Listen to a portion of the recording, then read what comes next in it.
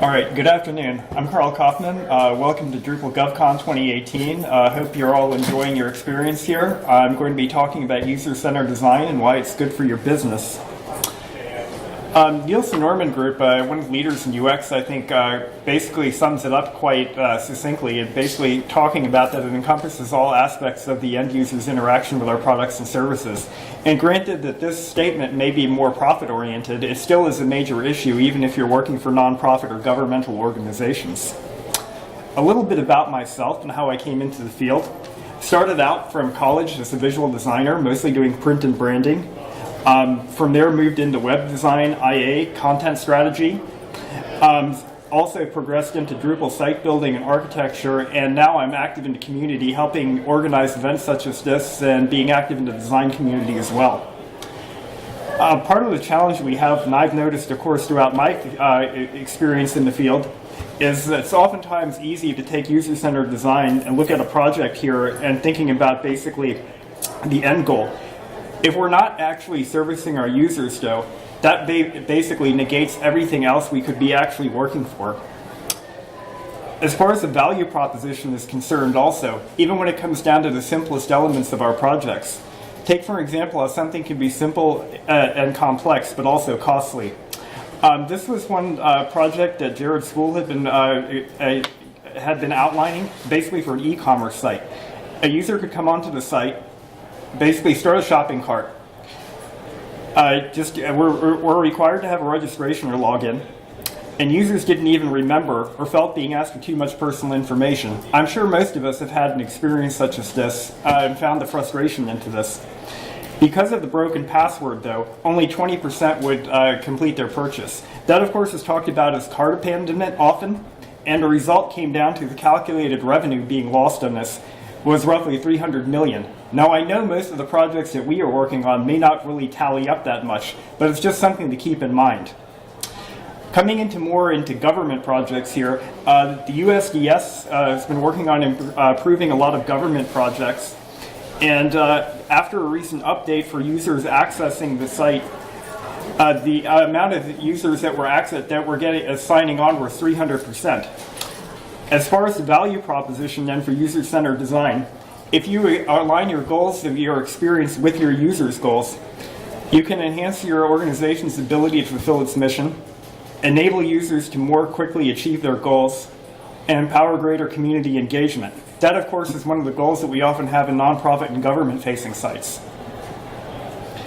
Also tying into it, with enough of the projects I work on, especially when it comes down to profit-facing entities, such as my main project now that I'm working on for a data visualization and survey app for HR analytics. You have to look on basically balancing all the needs that you have in an organization. Part of it, of course, is like looking what is the return on investment. Even when it comes down to governmental projects, of course, we have our elected leaders and constituents that are constantly asking us for ROI, either directly or indirectly. Another leg of this process is technology. Is it feasible? That's one of the things that I often have to bridge because I do a little bit of UX, I do design, I also have to work on coding on projects, especially when we're doing things, say, such as the GovCon website.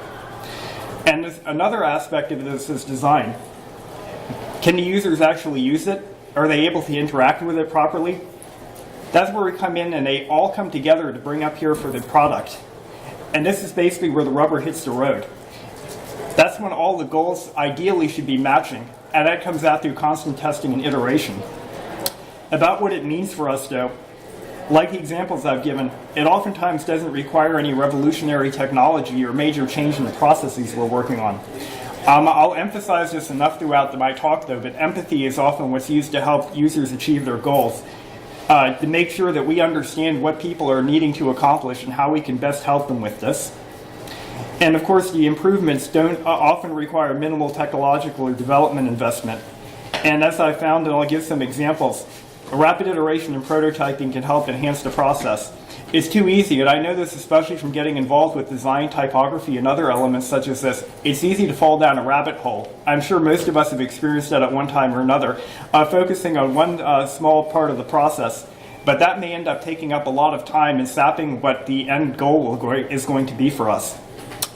Also tying into this, one of the challenges I've had on some of my projects is going out here and separating the difference between user experience and user interface. User interface is basically what we're looking at for the visual aspects of it. Say, for example, if we have a web application, the user experience encompasses all of this. It's how a user interacts. I think a good analogy of this is like likening it to food. Of course, we have the content, which is the raw material that we are actually working with for providing a dish. You have the user interface, which are the tools that we're using to implement it, and the user experience encompasses that all. Also coming down, Eric Flowers at one time went ahead and summed it up also very well, is basically how user experience wants to be seen and how it is often seen. This often comes down on many of my projects, and that's part of the thing that I have to work about is carefully advocating when it comes down here for the user. Of course, there can be a lot of time that can be taken. People pay a lot of attention to interface and visual design since that's a deliverable.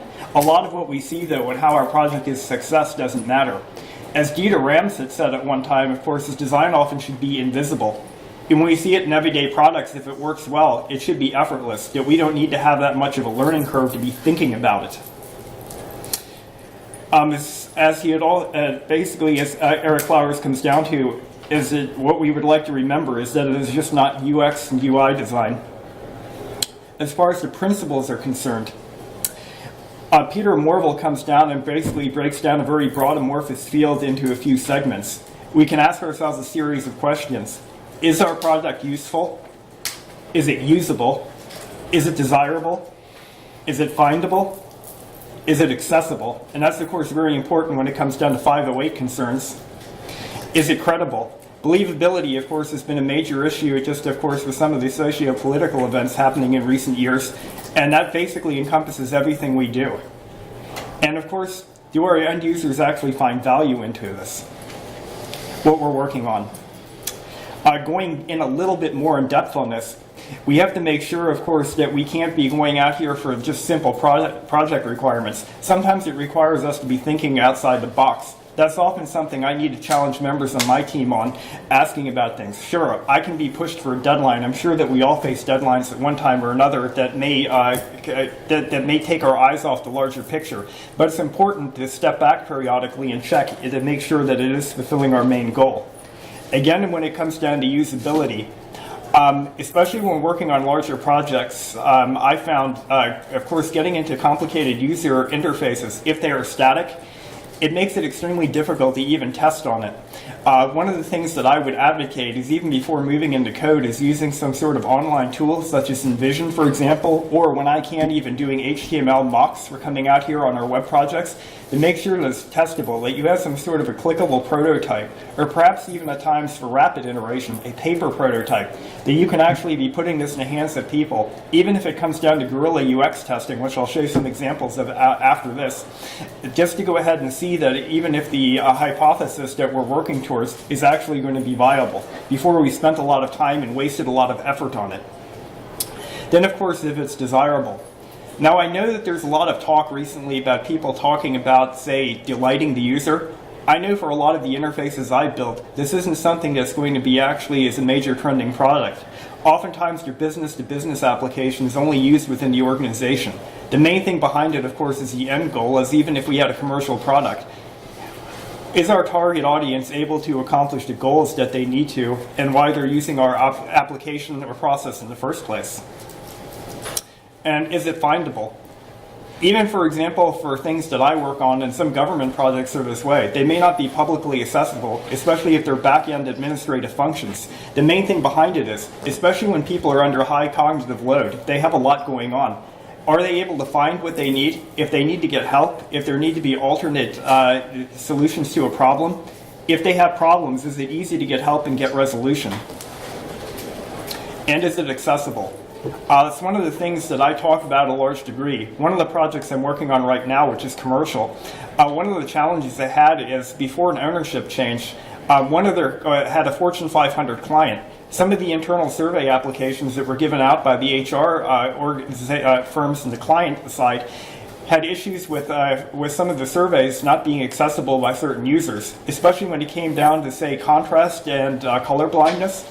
Because some of the development challenges going on in this project, this was basically put off to as a back burner project.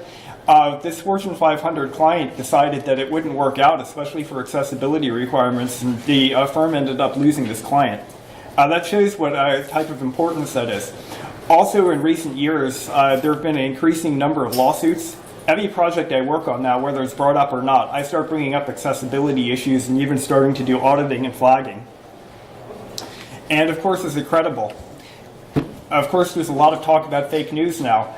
Sometimes it even comes down to what we're doing. There are dark patterns that can be in applications, say going onto an e-commerce site or so. I know even for some web services, and I don't want to name some groups by name, but I've noticed that some even want to go out here and basically tack on a lot of add-on services that may not be needable in the check-in and checkout process. I don't know about you, but that seems to be something that leaves a bad taste in my mouth, and it does for a lot of people as well. I would say for that issue, it's better to actually offer clarity and maybe some solutions, but to make sure that you're not basically getting users to do something that they don't want to do and will regret in the end. And of course, is it valuable? Not only to sponsors, but of course when it comes down to here for government and public projects, how are we serving the constituents? Is this helping with the end goals of this? Is it advancing us? Of course, when it comes down to satisfaction, and this is even if we don't have a bottom line, is it helping us and our users fulfill our mission and our purpose? As far as the process is concerned, one of the things that I started to work on, which I think helps very well, is design thinking. I know there's been a lot of debate on this in recent years. Granted, it's not going to make everyone a designer. It was never meant to be. It's only to get all members of your team starting to think like designers. And one of the aspects of that is basically stepping into the roles of users. Empathy is what I would say is one of the key aspects to all of this. I'll just give a quick process overview on this. Basically coming out here, design thinking itself answers only a few questions basically. What is? That's when we're going out here and looking at the problem, framing, interviewing, observing, and analyzing. I would say one of the things about it is to keep things as open-ended as possible. Or what if? That's when you start to visualize. And one of the good things about brainstorming and on this process is one of the key principles is not to throw out any ideas. Sometimes you may have an example that may seem to be completely out in left field. That actually may be some sort of a solution that people would normally not think about and can actually help find solutions to problems somebody else may not have thought of. And then what wows? This is basically working together, and where I come down to paper, comping, and rapid iteration. I find it also doing things on whiteboard. Granted, I use a lot of digital tools, especially on the teams I work on are distributed and international. Oftentimes, though, I found that even taking quick screen grabs or even photos, but mocking out on whiteboard on paper actually cuts down on a lot of barriers. What I find is also for non-creative, non-technical people, it actually breaks down barriers and helps people participate in the process. I've worked together with stakeholders and project managers on projects where actually some of this drawing out and hashing it out, basically on a large whiteboard, helps solve a lot of problems that have been gnawing on us for months, if not years. And then, of course, what works. And this is where it comes down to iteration. This is where I can't stress it enough, is going out here and having throwaway prototypes. If you do code, make sure it's something that isn't really committed and can be easily changed, making something as modular as possible so you can make changes before things actually get set. Going a little bit into the process, and I'll try to keep quick on this. The main thing when it coming down to the emphasize process is just make sure that you're becoming childlike and repeatedly asking why. One of the things to keep in mind on this is to basically take on a mindset that the user basically knows everything and you as an interviewer know nothing. This is how we can find out a lot of complicated issues and find solutions to problems. Coming on to this then, of course there can be many solutions to finding out what if of a problem that can be generated, and just basically to look on withholding judgment. Going through this process, that's where we're coming out to a lot of whiteboarding. One of the things is often to be asking about and framing a question is, how might we? Even when it comes down to a web process, of course, and I know Drupal, for example, oftentimes gets criticism about how complex a lot of processes can be. Even when we're working on back-end administrative process, even if there are complex views, for example, in shopping cart flows you have to go into, one of the ways I find of doing this is, especially for people that aren't visual thinkers, if you're able to actually draw out a process and have a flow, which I'll show some examples later on, can actually help a lot in cutting down the steps in the process. Co-creating. And this is, I think, which is also important, is basically bringing in a number of different members of the team. What I find is having people working together on this, again, from all different aspects, is that it actually cuts down a lot of the barriers. Oftentimes, especially if we come out and say, for example, if I'm designing a project, may have what looks to be a relatively complete UI already set up. Whether this is in code or a visual tool, say, such as Sketch or Figma, it doesn't matter. Because oftentimes what it sets in your audience's mind is that the project is already complete. They think you've spent a lot of time into it, and part of the challenge to that is they may not actually feel a little bit intimidated about making some sort of a comment here that, hey, maybe we ought to do this. That's one of the things why I like about keeping things low res as possible until we get to a final stage where something is actually workable. And then, of course, coming down to what works. Even still at this point, what I would recommend is still keeping things as lo-fi as possible, that you can have a working process, even if it's still a paper prototype or even something, say, such as Keynote or PowerPoint, and making sure that the process can be worked through. At this time, I would also say is when it comes down to development, if you can have some of your back-end and development team, if you're not doing this yourself, going out here and testing it, it can be bringing valuable feedback about what can be working, of course, from a user standpoint and a technology standpoint, sort of bringing it all in. Does it fit in within your time and development budget? Is it still serving the end user's goals? And if not, what could you actually do to come to that? As far as the takeaways are concerned for design thinking, it's excellent for solving a lot of wicked problems. I know that a lot of traditional project management comes down to a waterfall process. That's pretty good if you already know pretty much the scope of your goals and it's really quick to get through. If you have some sort of an issue, like say for an example, not being able to connect with your end users, that's where something like design thinking, which is a lot more broader in scope, will help you out more. Also, what I found is, especially for some of the smaller projects and examples I'll show, it allows for a lot of UX design on a budget. What it does is it helps to extrapolate from a small sample in a short time frame. A lot of traditional research, of course, costs a lot of money. For large organizations, this can easily go into the 6 or 7 figures. The good thing about design thinking is, and that's one reason that Stanford and the Stanford D-School and IDEA work together on this, is for all types of organizations, especially education and nonprofit, could employ these tools without a lot of that investment. And going into that too, it focuses on qualitative versus quantitative. You're not going to get a lot of hard statistics, but when it comes down to user experience design, largely in case for the most part, it's rather difficult to have set figures. Some of it, when I came out in the beginning, of course, these are some sort of, those are shining examples. Oftentimes, though, it comes out to the big picture, which is hard to determine. The main thing behind it is seeing that you actually are increasing your service to your users, which should increase your success overall. And then, of course, the basic requirements lower the barriers to entry and they allow greater participation. That's one of the things why I'm big about paper and whiteboard, even when it comes down to a lot of stickies. I know that people that are traditionally into design and UX fields, sometimes they're rather critical of this, but I think that it's good when you actually are coming in and having a lot of your end users and stakeholders taking part in the process. Jared Spool talks about this to a large degree as what he refers to as executive swoop and poop. I'm sure some of you have had this experience at one point. Basically what he comes down to on this is, one of the challenges you may have is, say you're working together on a large team working on a project. You may have the stakeholders at the end, of course, that have to give the final approval and sign off, may not be saying much until the end of the process. They can come in and they can throw something into the project at the very end that causes you to basically redo it or may even kill the project. The advantage of going out here and using a process such as design thinking, where you're involving stakeholders, basically everybody that has a decision point in the process from the very beginning, you tend to avoid that. I think part of it may be ego, part of it may be psychology, but the main thing is that when you give most people at least a perception and their ability to have input if they want to, helps out greatly with smoothing this over. And of course, I would say this is one of the challenges that I've often had in a career, especially when it comes down to even design projects, say such as GovCon, when we're doing a volunteer project. If you set rapid time frames, I find that oftentimes, of course, you're forced to get ideas quickly. I know with Drupal, especially for myself, since I come more from a visual standpoint, even coming out and doing code challenges, it's easy at times, I found it, of course, to be at maybe starting at, say, 8 o'clock or 9 o'clock at night. Before I look up, it's about 3 o'clock in the morning. Have I come any closer to the solution? Generally, I would say it's good to have at least a project manager or someone on your team that can manage to keep the trains running on time if you cannot do it for yourself. And of course, as I would say with any process, even when it comes down to, say, Drupal solutions, I would never approach this as a dogma. It needs to be adapted to your specific use case. As far as an example is concerned, working on design thinking projects, this was a volunteer project I was working on a few years ago, and it was part of a global service jam. What we were going out here is just working on a project for water conservation.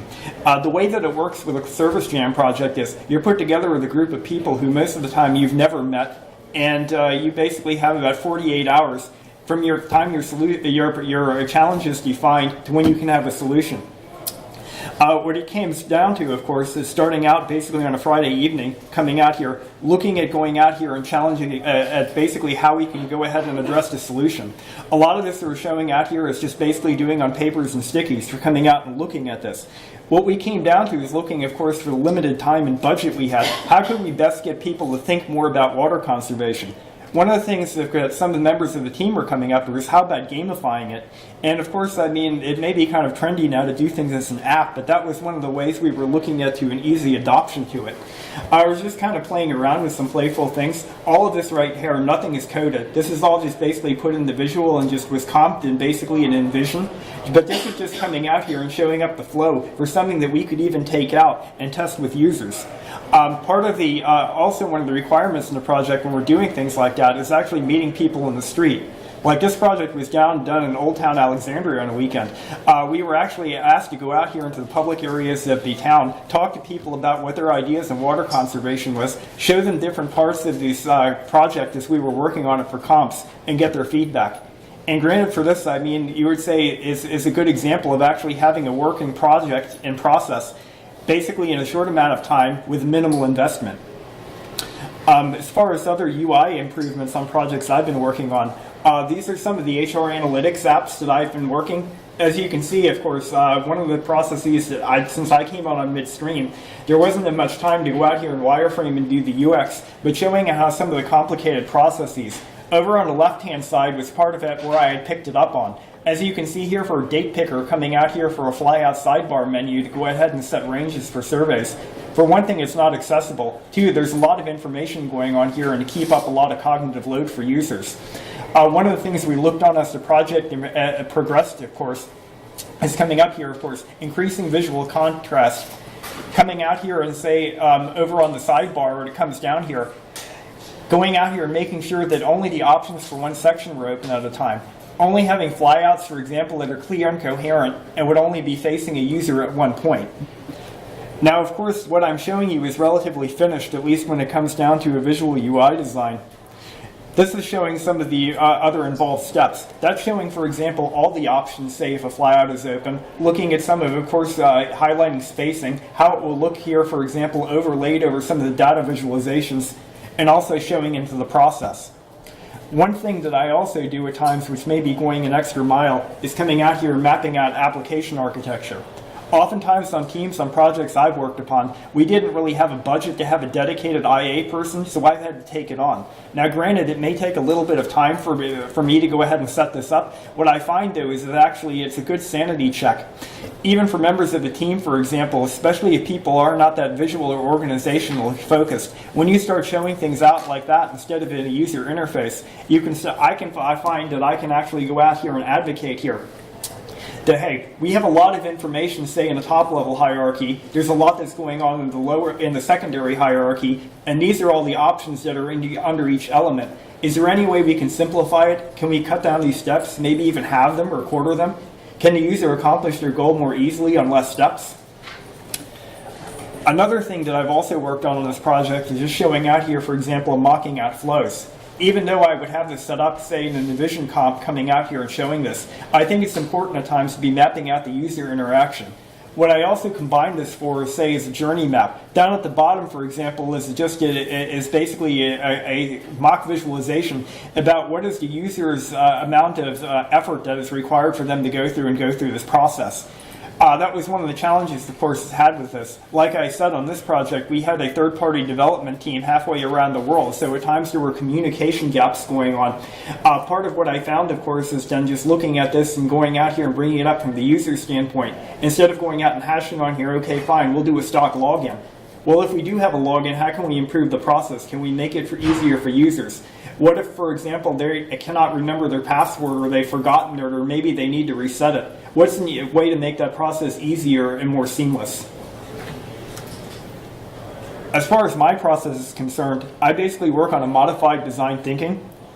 As I had mentioned, of course, is empathy what I would say is key. And basically, I'll just go through a short recap of the steps. First stage is going into discovery. That's when I'm coming out here and doing stakeholder interviews, making sure that you're finding the actual goal and not a vague or desired result. Requirements gathering, securing buy-in from key stakeholders, and I would say personas. Now, granted, if you don't have much experience with that, it may be a little bit of daunting. They don't really have to be that elaborate. It's just making sure that you have an effective method to gauge the effectiveness of your product in real-world situations. I mean, there are plenty of examples on the web. The main thing behind it is just to go out here that you have some sort of a loose person that you can advocate, basically, that you would have as your prospective user, that you can go ahead and step into their shoes. Well, if I'm going out here and say if I need to go out and sign up for this government benefit, or I need to go out here and find this certain application, or maybe if this is a Drupal project, I'm going to be a new site content editor. I've never worked with Drupal or any other type of content management framework like this before. What would happen if I did this, this, and this? I think what it finds is you can actually find a lot of key problems without you actually going out and doing a lot of user research. As far as the tool set is concerned, I even have custom forms that I work for this, but for the most part, it's just looking and keeping it as lo-fi as possible. I would say whiteboard is great. I know oftentimes, of course, don't have the time or space as I would here. That's when even Post-its. I would say the biggest thing, at least from a standpoint for me, coming from a design standpoint, is, even on this computer where I literally have thousands of fonts and other image assets to pull from, is to stay away from that. Make sure you're keeping it as lo-fi as possible, just so you can come out here and be mocking things out. If you have your stakeholders, even help them draw a little bit. And if you are doing interviewing, also what a good key point is to have a team of two. One person that can be asking the questions and another taking notes. I found this actually talking to people on projects, say, I can get a little bit involved, and of course I'm already trying to think on the next steps. That of course gets in the way, because if I'm talking to somebody, say, and looking on taking notes at the same time, I'm missing a lot of the nonverbal communication that could be happening. Next step going out to is iteration. That's where you're taking enough of the research and putting it into a prototype. And I'll stress, it's good to have a prototype and of course be fully expectant that it can be changed. That's why we keep it as lo-fi as possible at this point. Again, using low fidelity tools to rapidly test ideas.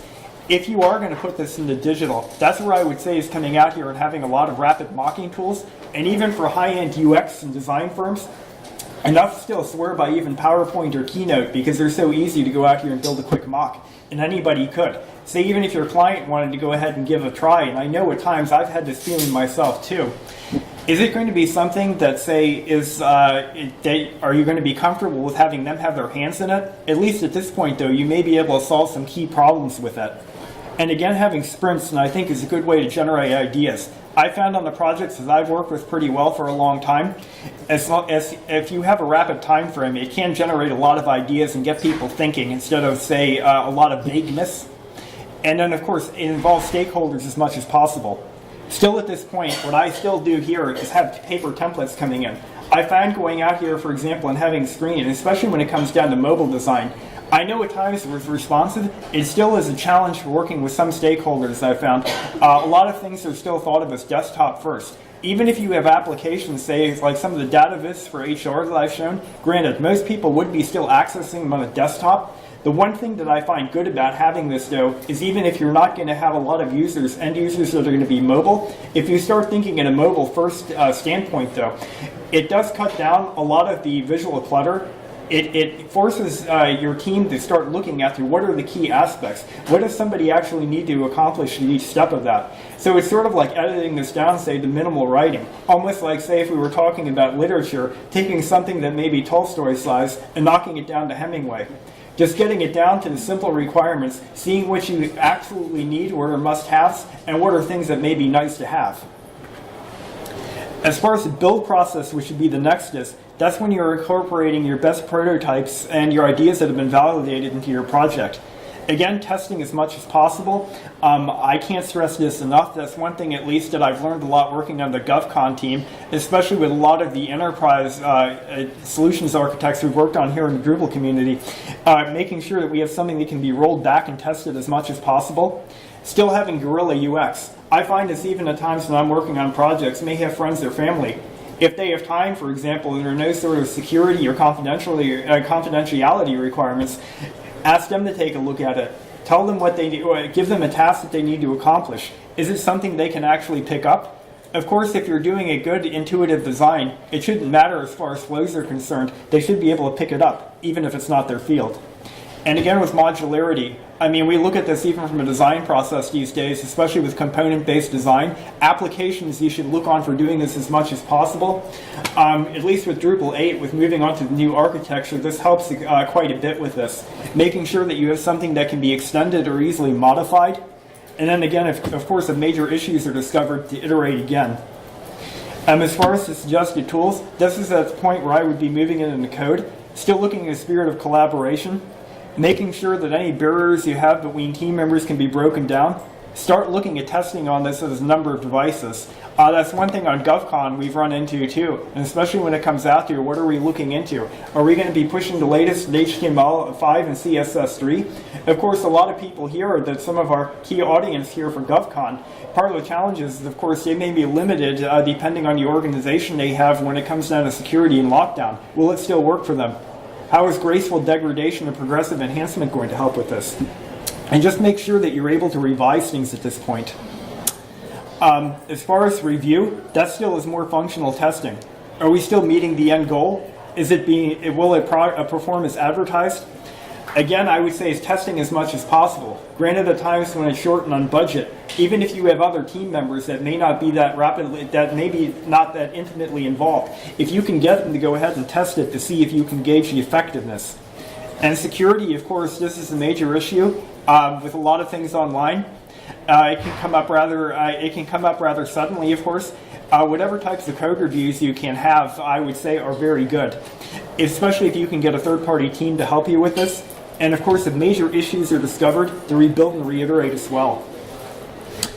As far as suggested tools, of course, going out here, looking at your array of devices, accounting for low bandwidth. This is also a challenge when we come out here for GovCon and other sites I've worked on. Even in the conference menu, I had issues connecting this morning, for example, checking on some things. It's actually good for testing how your project will work under a load, and still user testing as much as possible. Coming up to the last phase is going to be the deployment. Once you have met most of your requirements and testing is to launch. Again, paying out the user attention. As with any project, no matter how much time or budget we may have had on it here, there's still going to be issues that are only going to be found once they're pushed into the wild. Make sure that you're talking to users as much as possible. Again, if something is discovered, to review and adapt as needed. And again, of course, for the most part, this depends widely upon your project. I would say analytics observations, yes. Even a lot of publicly available tools such as Google Analytics may show a lot, even some of the statistics that come with Drupal core. But I would say the best thing to come out to is actually be talking to end users. There have been projects I've worked upon, especially in government and industry, where you may be limited about talking to your stakeholders if you can find out even through your business associates or other contacts, because sometimes you may find some insights that aren't possible to be found through a lot of online analytical tools. And of course, as I can't stress enough, user-centered design never stops here. It's constantly evolving depending on what the needs are changing or your technology. As far as an example is concerned, one of the things also when it comes into conferences, a few years ago, I and another developer in the Drupal community was working on the UXPA International 2016 site. This was a conference site that needed to be built from the ground up. They didn't really have anything to go on from years past. We had to do a lot of custom coding because it was rather complex about how it would be interacting with the UXPA International member login system. We, of course, have a demanding UX-centric user base. That, of course, added another hurdle to us to be working with. And due to prior experience, no printed program would be used. That's because even here, for example, at a smaller conference here, such as GovCon, there are changes that are happening all the time. I had worked on some of the print materials for the project the year past for the UXPA 2015 conference. Part of what happened and why we decided not to go with a printed program is as soon as one event changed, That came down to basically the believability. Nobody believed that program was valid anymore, that the information was basically outdated and couldn't trust it, so they didn't rely upon it. So we decided to cut that out. That's why the site performance would be even more important. And of course, we needed to have that careful balance of performance and features, since we had a large number of the people interacting with the site while on conference, and of course with basically very limited bandwidth on the hotel Wi-Fi. This is an example of the comps that we had here, and this was a fully responsive design coming up here. This is all in V7 when this was built, showing of course how it's working out here in desktop, in tablet, and mobile view. That was one of the things that looking at here is having a mobile first design. All the images that you see here are all basically responsive breakpoints served, or their icon fonts. Wanted to make sure that we would have things as performant as possible. And of course, I mean, this is basically an endpoint deliverable. What I did, of course, is mapping out, because like I said, there'd be a lot of complexity, to make sure that I would keep my sanity on it. That was even basically because the small team that I had working on the site development was only me and a back-end developer. Even though at this point, because there was so much going on, we needed to make sure that we were making sense of everything. And yes, it did take a little bit of time for me to set up these flows, but it did help in how we were going to map the application architecture and the data flows to see how things would work properly. Because there are a lot of balls in the air when it comes down to a conference site, especially between different, say, node types, how they relate into scheduling, how they relate into sign-up fields and things like this. That was one of the things that we were mapping out in the data flows. Again, this does take a little bit of time to set up. It may be a little bit of overkill by some estimations. I find that it helps me a lot, especially when you get down to tight deadlines. You can see, why am I doing this? Does it work this way? Are there any improvements you could have? That also tied in the site architecture, and that's what I found to be personally one of the biggest challenges when working with a lot of nonprofit groups. There can be a lot of competing, there basically are a lot of competing different spheres of influence about why their information may not be on the home page, why it is on a certain page like this. I find that when you're mapping out the content, showing of course what different sections are, it looks a little bit complex, but I found it actually helps settle a lot of arguments about how is this coming in here. If I'm coming after this as a user, I need to accomplish this and this. Sure, you want to go out here and you want to increase your attendance and you increase your engagement, but if a user can't find the information or say get what they need to in a short amount of time, what are they going to do? Will it help you overall? As far as the comping is concerned, as I showed earlier on forums, started to basically put this together as a startup for the process. Coming out here that I could go out here and throw a lot of ideas quickly together, even for some of our in-person meetings to be sharing that, at least to get something out here that we could validate quick ideas. From there, we started to move into wireframes. This was also something that I could set up, for example, like this and push them out through InVision. You could actually have a clickable prototype without any major visual design elements in here. This is only to go out here and test functionality before even a lot of colors or accessibility are checked. This is just validating that you have all the information and content you need. Are the structures and the arrangement that they're working in, will it work for what we need it to do? That's where you come into the visual design aspects, also still focused on usability. These are just style guide comps. What I use here is this is based on Samantha Warren style tiles. The good thing about this is only looking at look and feel. As you can see, of course, there was a little bit of a progression and evolution. The main thing that my goal is when working on this at this stage of a project is making sure, of course, that you're getting basically a stakeholder buy-in for the overall theme and feel, and not focusing on a lot of minute details. You can see here is just the imagery, just the tone, colors, typography, just descriptive adjectives. That's how you can see the different changes are coming out here. This was an earlier comp of the homepage. Of course, it looked a bit different when you came down to the end. Part of the challenge, of course, is finding, do we have content to fill? And that's one of the biggest things I found on a lot of projects. People may want to have something that looks beautiful, but if you don't have the content, what good is it? If you actually start working, once you get past the wireframe stage, and start putting in real content as we have here, you can validate a lot of this. And of course, what the challenge will be on a volunteer-driven project like this, are there going to be people that will have the time to go ahead and dedicate to providing the content you want to display? Came up to the next stage, these were interactive mocks. Everything right now, there's no code in this. This was all built through visual tools too. This was through InVision. That we also had a distributed team all over the country, some out of country.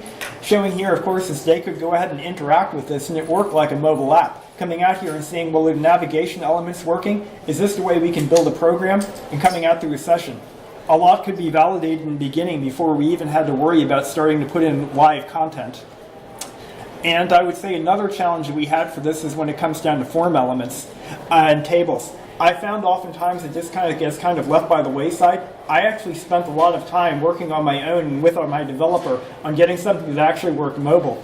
But here, for example, we were using Observer responsive tables. I'll have to say this is one of the most complex registration and basically ticketing purchase systems I've ever worked with in any conference, and I've worked on conferences for most of my career. As you can see here, of course, it may look okay when it comes down to desktop. There are a little bit of challenges when it comes down to tablet and then mobile. Part of course, what I can't show in this demo, but over on the mobile display is actually swipeable. But that shows that actually you're about building user affordances, also working through testing to have something that would be easily graspable by a user, that even if they were on a mobile device, could still access and see all the content that they needed to deal with. Form design is another thing that often gets left by the wayside. One of the biggest challenges I have here is especially when it comes down to touch, especially for people that have, say, motor issues and large touches. What oftentimes seems that I think gets left by the wayside is a lot of the standard HTML form elements were made to be clickable by a mouse on desktop. Of course, if you have a finger of any decent size, it's going to be way larger than it comes down to a standard radio select or checkbox. And here, to make sure that it would all still be accessible in semantic content, everything that was done here is basically done through CSS. That's all straight HTML5. This here was just basically using a lot of the backend structure was just Drupal commerce with just a few basic modifications.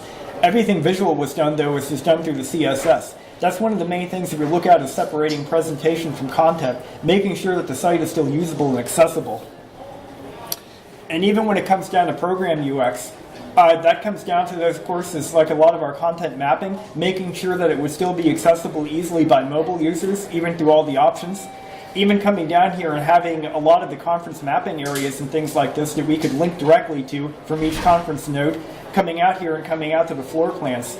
To make sure that these were responsive, it took some time, but all of these are vector illustrations that were dropped in as well.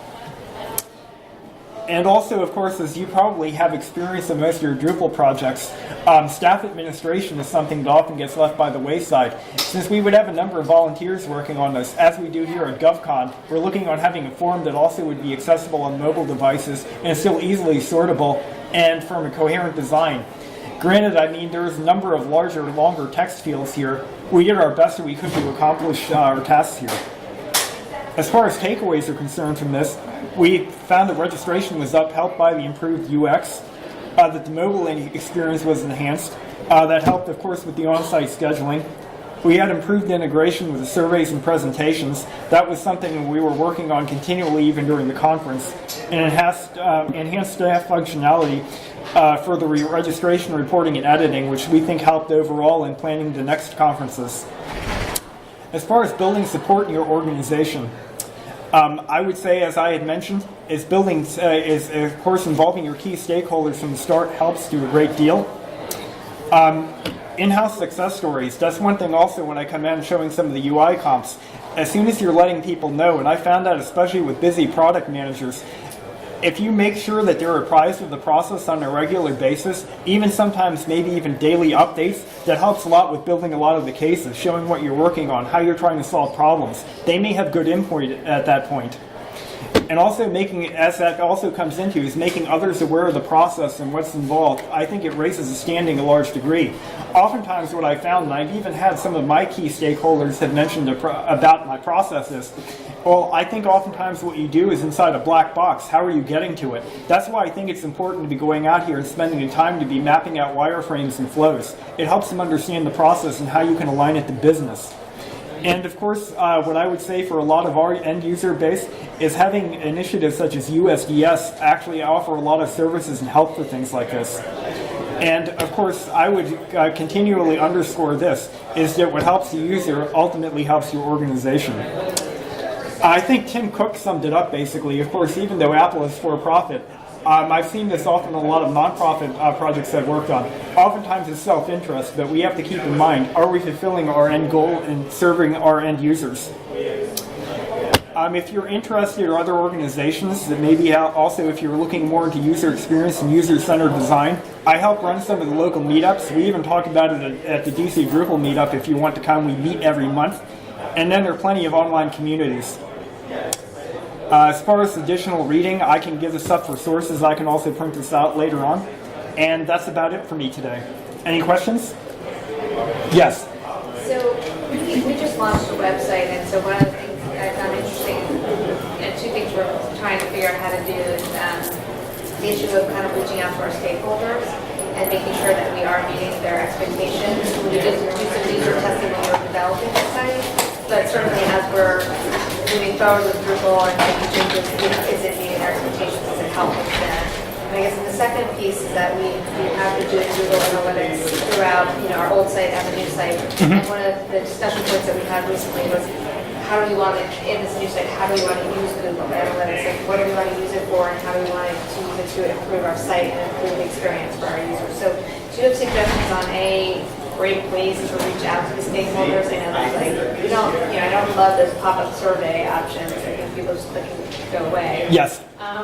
Is it through like a Google Apps, or if you have other things? And then also, what are ways that we can actually use our Google Analytics in a valuable and meaningful way to make changes? I would say for the first, if possible at all, if you or even somebody on your team can go actually and meet directly with some of your users and come out here and actually talk to them, see them through the process. Sometimes, of course, even when it comes down to what you were talking about for some of the online surveys, of course, we don't often go through and say exactly what we mean. And I know from even working for some of these HR analytics apps, how a question is worded and how it's presented can actually have a greater bearing on it. And for some things we may not even be aware of, but how people react to it. I found that basically if you're working directly with people, and I know when it comes down to a lot of, even for household products, of course, there's a lot of the exhaustive research is done. We may not have the time or budget, but if you can actually meet with some of your end users and see what challenges they're facing, that may actually help. As far as Google Analytics, I know that oftentimes part of the challenges, it may not, that some of the results you get may be rather misleading. People are thinking about, like say for example, if somebody comes onto a page, only spends a short amount of time and they're gone, and say goes to another part of the site, some people may automatically think, oh, well, that's a bounce. But actually, if you have all the information they have there that they needed to find on your site, and they got it, then it was a success. Yeah. I think that's basically when it comes down to, if you can actually get directly talking to your users instead of a survey, is probably the best way of doing it. Okay. Thank you. Thank you. Yes. Anyone else? Thank you. Yes.